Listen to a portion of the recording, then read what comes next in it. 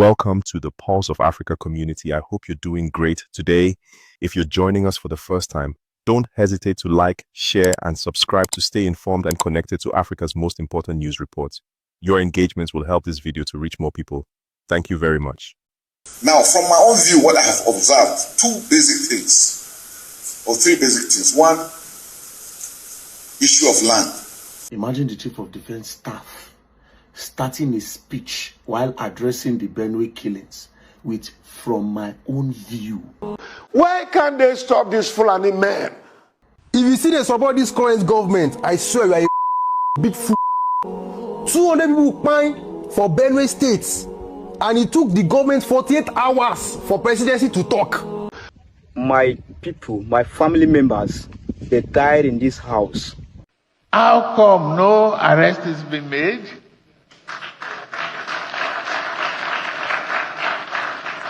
When I woke up this morning and I got the story of what happened, the first 7 calls I put across were all killed. The first 7 guys I called. You tried to call, we're all dead. Exactly.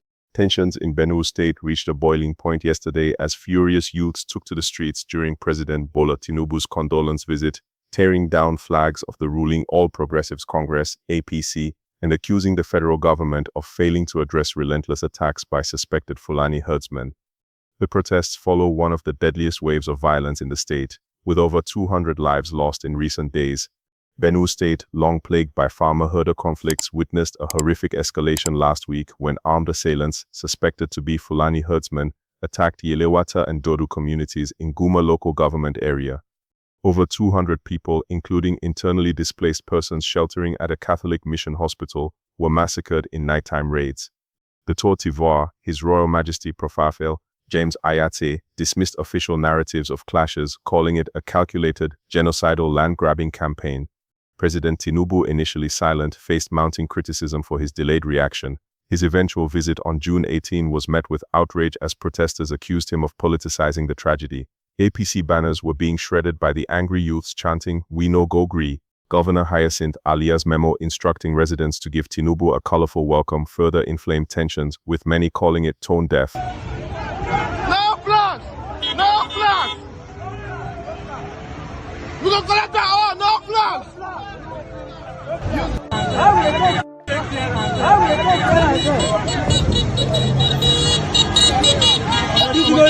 Okay, now come down. Here.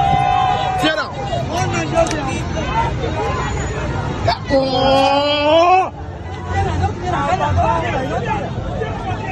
The demonstrations turned symbolic as youth seized and burned APC flags, a stark rebuke of the party's handling of insecurity. Police responded with tear gas, dispersing crowds at Worukom roundabout. Analysts note the protests reflect deeper frustrations over the number of lives lost since May 2023 in Benue's violence.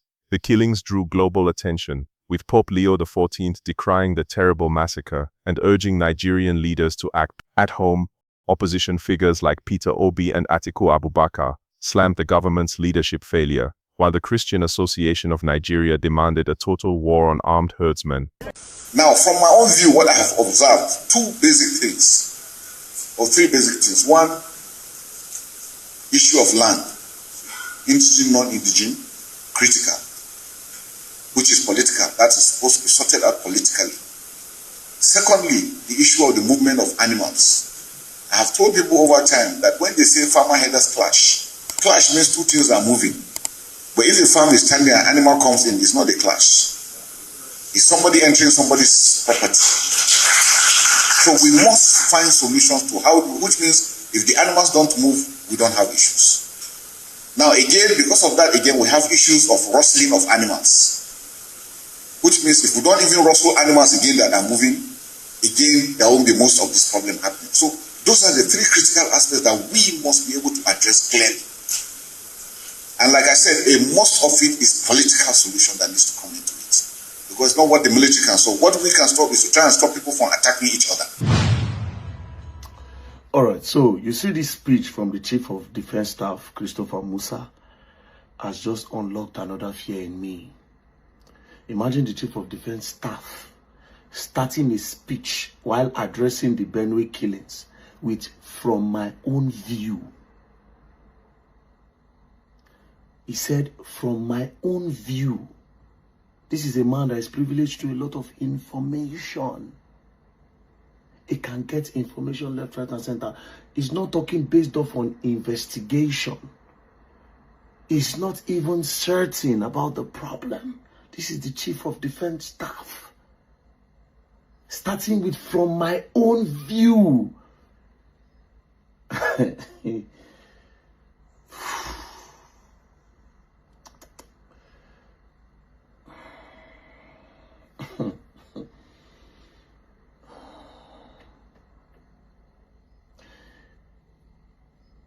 I'm sorry to say, but Oga does not sound certain. So if Oga does not sound certain, that means we don't even know where the problem is coming from. It's either he's not certain or it's actually, I won't use scared, or he does not want to say what is really going on. Now, we outlined two problems that might be the cause of these herdsmen issues around Nigeria. You know, the first point he raised, he said, from his own view, is the issue of land between indigene and non-indigene. Issue of land between indigene and non-indigene. And one part of the people which are non-indigenes are armed with AK-47s. There are multiple videos of these guys with AK-47. It's definitely not about land, bruv. If it's just about land, we have seen videos of herdsmen with guns in bush counting money. Multiple videos here and there. So it has absolutely nothing to do about land. This is full terrorism from my own view as well. We are at the mercy of these people at this point. Because if the Chief of Defense Staff is saying from my own view, not based off on intelligence, not based off on investigation, not with any certainty, from his own view, you know how crazy that statement is.